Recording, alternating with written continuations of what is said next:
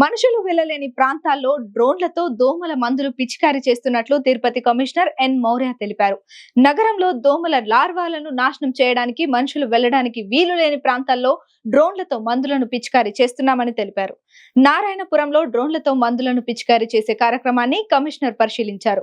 ఈ సందర్భంగా కమిషనర్ మౌర్య మాట్లాడుతూ నగరంలో నీటి కుంటలు, నీటి నిల్వ ప్రాంతాల్లో ఎక్కువగా దోమలు వృద్ధి చెందుతున్నాయని, వాటిని నివారించేందుకు మందులను స్ప్రే చేస్తున్నామని తెలిపారు.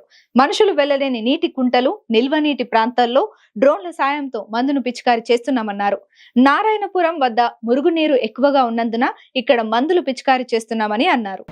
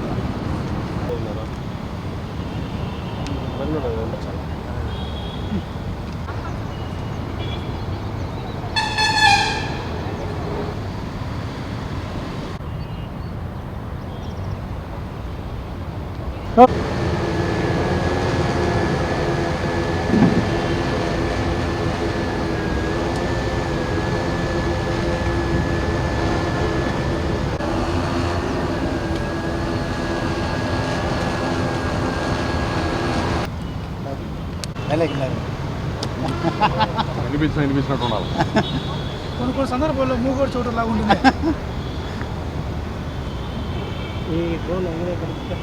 Third spell of drone spraying అనేది స్టార్ట్ చేయడం జరిగింది. మీ యాంటీ లార్వల్ మెజర్స్ ఇవి.